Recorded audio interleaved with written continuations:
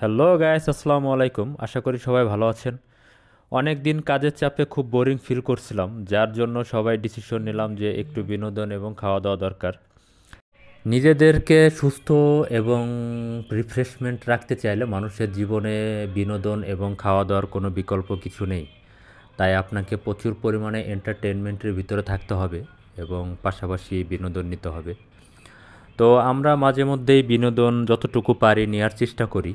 তো তেমনি এবারেও আমরা বিনোদন নেওয়ার জন্য এবং খাওয়া দাওয়া করার জন্য চলে গেলাম একটি বুফেতে, গুলশান একের একটি নামি দামি বুফে। এর আগেও আমরা বেশ কয়েকবার এই বুফেতে গিয়েছি, বাট কখনো ভিডিও করা হয়নি। তাই আমাদের এই মুহূর্তগুলা সবার সাথে শেয়ার করার জন্য একটু ছোট ছোট করে একটু ভিডিও করার চেষ্টা করি।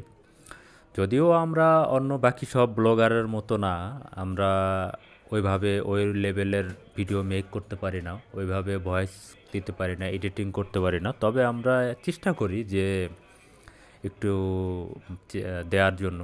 তো আপনারা কেউ এই ভিডিও দেখে হাসবেন না প্লিজ। যাই হোক, এখন একটু বুফে সম্পর্কে বলি। এই বুফের ইন্টেরিয়ার ডিজাইনটা আমার কাছে মোটামুটি ভালোই লেগেছে। তাদের হাউসটা অনেক বড়। এখানে 100 রকমের প্লাস খাবার দাবার পাওয়া যায়।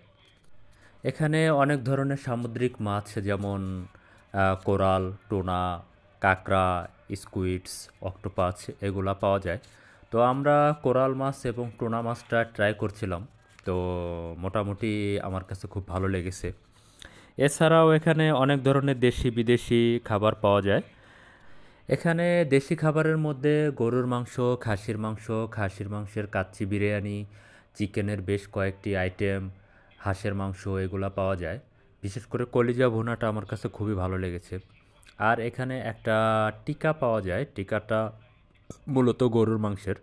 তো টিকাটা আমার কাছে দারুণ লাগছে বাকি সব আইটেমের থেকে।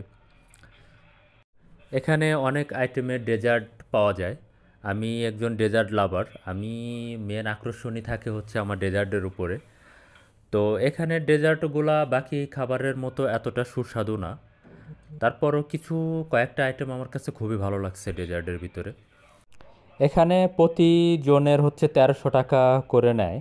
তো আমার মনে হয় 1300 টাকার ভিতরে তাদের অ্যারেঞ্জমেন্ট এবং খাওয়া দাওয়া মোটামুটি বেশ ভালোই। তো আমরা সবাই মোটামুটি ভালোই ভরপুর খেয়েছি। তো খাওয়া দাওয়া শেষে আমরা একটু মজা করার জন্য আর কি সবার কাছ থেকে একটু ফুড রিভিউ নিচ্ছি। ভাই, আপনার এই রিও লঞ্চটা কেমন লাগতেছে? এখানে রিও লঞ্চ যেরকমই লাগুক, রিও লঞ্চের এই বড়াটা ঠিক আছে, এটা নতুন। হ্যাঁ। আমি এর আগে আরও